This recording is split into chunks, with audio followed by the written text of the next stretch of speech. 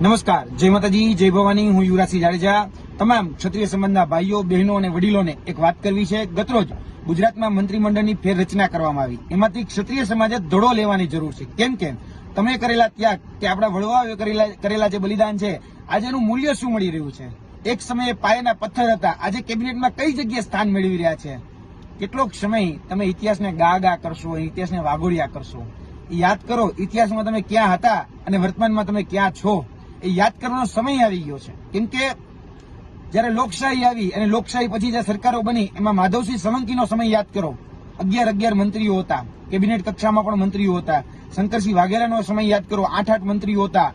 અમરસિંહના સમયમાં 8 મંત્રીઓ હતા. અરે નરેન્દ્ર મોદી સાહેબ જયારે ગુજરાતના મુખ્યમંત્રી હતા, તો ત્યારે પણ ક્ષત્રિય સમાજ એમાં શોભા વધારતું હતું. આનંદીબેન પટેલ હોય કે વિજયભાઈ રૂપાણી હોય, દિગ્ગજ નેતાઓ જે છે એ ક્ષત્રિય સમાજના એ મંત્રી પદ ઉપર શોભા વધારતા હતા. ક્યાંય દિગ્વિજયસિંહ ઝાલા, આઈ.કે. જાડેજા, કિરીટસિંહ રાણા જે આપણા વન પર્યાવરણ મંત્રી હતા, જયદ્રથસિંહ પરમાર જે આપણા પંચાયત મંત્રી હતા, પ્રદીપસિંહ જાડેજા ગૃહમંત્રી હતા, ભૂપેન્દ્રસિંહ ચુડાસમા જે આપણા શિક્ષણ મંત્રી હતા.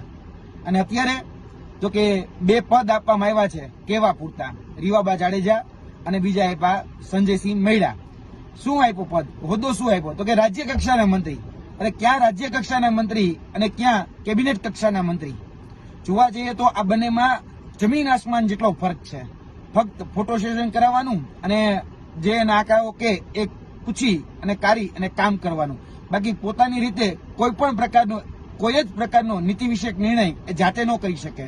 અને નીતિ વિષયક નિર્ણય કરવા માટે સમજતા જ 2 વર્ષ ક્યાં પૂરા થઈ જશે ને એ ખબર પણ નહીં પડે. બોર્ડ, નિગમ આજે એકેય જગ્યાએ આપણે ક્યાંય છીએ નહીં. બધી જ જગ્યાએ કાકરી કાઢી નાખી છે. સહકારી ક્ષેત્ર જોઈ લ્યો તો સહકારી ક્ષેત્રની અંદર ગુજરાતની આટલી સહકારી સંસ્થાઓ છે, ડેરી છે, બેંક છે, બધું જ છે. પણ એ સહકારી ક્ષેત્રમાં આજે ક્યાં છીએ આપણે? તો કે ક્યાંય નહીં. એટલે ક્ષત્રિય સમાજ વિચાર કરે કે શંકરસિંહ રાણા જે આપણી મધુર ડેરી છે એના સિવાય મને યાદ કરાવો કે કોઈ પણ સહકારી ક્ષેત્રમાં આપણે મોટા હોદ્દા ઉપર ક્યાંય આપણે હોય. બાકી બધી જ જગ્યાએ જે સહકારી ક્ષેત્રની જે સંસ્થાઓ છે એમાં અન્ય સમાજના લોકો આજે પોતાના બળબુદ્દા ઉપર બરાબર એ ક્યાં સુધી પહોંચી ગયા છે. અને વાત રહી કે ભાજપનું સંગઠન, તો એક સમય હતો કે ભાજપના સંગઠનમાં પણ ક્ષત્રિય સમાજનો દબદબો હતો.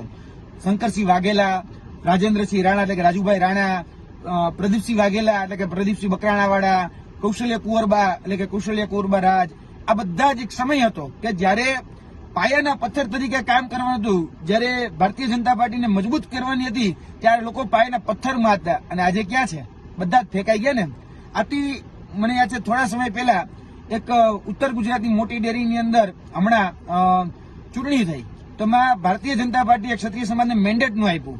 એટલે એ દિલીપસિંહ બારડે અપક્ષ ઉમેદવારી કરી. તો એ અપક્ષ ઉમેદવારી કરીને તેમાં ક્ષત્રિય સમાજના જે બાળકો જે ડેરીની અંદર કામ કરતા હતા એને છૂટા કરી દેવામાં આવ્યા. તો પણ આપણે કશું જ કઈ ના કરી શક્યા. ભાજપે લોકસભાની એક પણ ટિકિટ એક ક્ષત્રિય સમાજને ન આપી તો પણ ક્ષત્રિય સમાજ કઈ ન કરી શક્યું. પાયાના પથ્થરમાં બધા જ લોકો હતા. ક્ષત્રિય સમાજ હોય, બ્રહ્મ સમાજ હોય, આહિર સમાજ હોય. આજે બધાની અવગણના કરવામાં આવે છે. આજે 162 માળનું બિલ્ડિંગ બની ગયું, બરાબર, 162 માળનું. જે લોકોએ પાયાના પથ્થર તરીકે કામ કર્યું એ આજે એક પણ જગ્યાએ દેખાતા નથી, બરાબર. અને હંમેશા જોવા જઈએ તો ક્ષત્રિય સમાજને નીચો પાડવામાં આવે છે. રામલીલા જેવી મૂવી જોઈ લો, પિક્ચર જોઈ લો, પદ્માવત જેવી મૂવી જોઈ લો. હમણાં થોડા સમય પહેલા કહી શકાય કે રાજકોટના રતનપર ખાતે જે આંદોલન થયું, અસ્મિતા આંદોલન, પાઘડી ઉછાળી દેવામાં આવી અને જાહેરમાં પોલીસે માતા બહેનોની સાડીઓ ખેંચી, તો પણ આપણે કાંઈ ન કરી શક્યા. અને થોડા સમય પહેલા મને યાદ છે કે નરેન્દ્ર મોદી ઉપર એક પ્રોડ્યુસરે ફિલ્મ બનાવ્યું, તો એ આખી મૂવી હતું બેન કરી દેવામાં આવ્યું અને મૂવી આખા ભારતમાં ક્યાંય રિલીઝ કરવામાં ન આવ્યું. આજે ક્ષત્રિય સમાજને ખરાબ ચિત્રોમાં કોઈ જગ્યાએ બાકી રાખવામાં નથી આવતો. અને ક્ષત્રિય સમાજની સાથે જયારે આ પ્રકારનું વર્તન થાય છે ત્યારે એની ઉપર કેસો દાખલ કરવામાં આવે છે અને કેસો ક્યારેય પાછા ખેંચવામાં નથી આવતા. આજે કહી શકાય કે અસ્મિતા ઉપર લાંછન લાગે ત્યારે જે ક્ષત્રિય સમાજના ભાઈઓ બહેનો આગળ વધી અને જયારે લડાઈ લડે છે ત્યારે એની ઉપર જે કેસો થાય છે એ પાછા નથી ખેંચાતા. અને એ પાછા ખેંચાવવા માટે કગરવું પડે છે. જયારે અન્ય રાજદ્રોહ સુધીના કહી શકાય ગુના હોય તો રાજદ્રોહ સુધીના ગુના એ પાછા ખેંચાય છે. થોડા સમય પહેલા અમરેલીની અંદર એક બેનની ઘટના બની હતી, તો એમાં 2 દિવસ પહેલા જ એ સમરી ભરાઈ ગઈ, એટલે કે કેસ પાછો ખેંચી લેવામાં આવ્યો. મારે ક્ષત્રિય સમાજને કેવું છે, તમે જેને વફાદાર રહી રહ્યા છો શું એ તમારા માટે વફાદાર છે? ત્યારે એ લોકો તમને વફાદાર રહ્યા છે? આજે પાયાના પથ્થરો હતા, આજે એ વટવૃક્ષ બની ગયું, તો આજે તમારી કાકડી કાઢી નાખી છે. એટલે હમણાં ઓલું નવું ચાલુ થવાનું છે કે મ્યુઝિયમની ડુગડુગી વાગવાની છે, એટલે પાછા બધા જ લોકો એ ડુગડુગીમાં ઇતિહાસ ગાવા લાગશે, વાગોળવા લાગશે, ચાવવા લાગશે. ક્યાં સુધી ઇતિહાસને ગા કરશો? ક્યારેક ઇતિહાસ રચો તો ખરી. એક ક્ષત્રિય સમાજને મારે કહેવાનું છે, 78 વર્ષે હવે મ્યુઝિયમ બનવાની વાત હમણાં 31 ઓક્ટોબરે કે હમણાં થોડા દિવસોની અંદર મૂકવાની છે, તો પાછા ડુગડુગી લઈને એને પાછું ગુણગાન ગાવા લાગશો. બાકી યાદ રાખજો, ગમે એટલી સમિતિ હોય, ગમે એટલા સંગઠન હોય, ગમે એટલી સેનાઓ બનાવી લ્યો, કશું જ ફરક પડવાનો નથી. એક સામાન્ય કેસ સુદ્ધા પણ પાછું ખેંચવા માટે કગરવું પડે છે. અને એ લોકો જે આજે કહી શકે કે સત્તાની અંદર ક્યાંક પોતાનું પ્રભુત્વ દેખાડી રહ્યા છે, પોતાનું સમાજની એકતા દેખાડી રહ્યા છે ને, એ સમાજ પાસેથી કંઈક શીખો. હું ઈર્ષા કરવાનું જરાય નથી કરતો, પરંતુ કમસે કમ એની પાસેથી શીખો તો ખરી. આજે એની પાસેથી શીખ લો કે એકતા શું કરી શકે છે.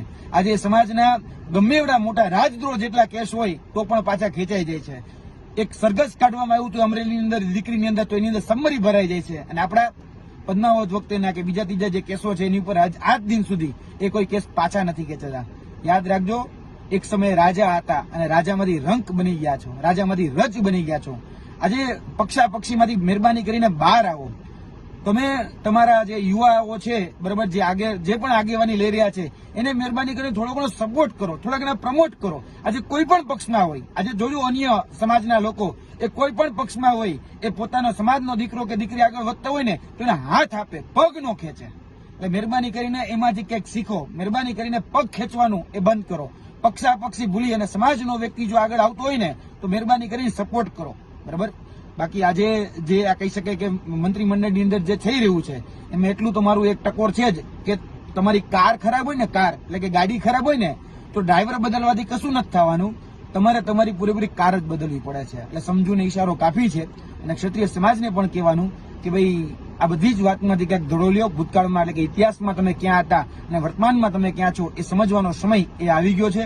અને આમાંથી ધડો લઈને જો આગળ વધશો તો હું ચોક્કસપણે માનું છું કે આ જે બાબતો છે એ બાબતોની અંદર આગળના દિવસોની અંદર કોઈ જગ્યાએ કોઈ સારો વ્યક્તિ કાં તો કેબિનેટમાં પહોંચશે, કાં તો મંત્રીમંડળમાં સુધી પહોંચશે, કાં પછી એ બોર્ડ, નિગમ કે અન્ય ચેરમેનો કાં સહકારી ક્ષેત્રમાં આગળ વધશે. પણ એકતાની જરૂર એક ક્ષત્રિય સમાજને છે. તે ખોટું લાગ્યું હોય તો માફી ચાહું છું, પરંતુ ક્ષત્રિય સમાજને આ વાત ગઈકાલનું જે મંત્રીમંડળનું જે કહી શકાય કે ફેરબદલી કરવામાં આવી એમાંથી ધડો લેવાની ખાસ જરૂરિયાત છે. જય માતાજી, જય ભવાની.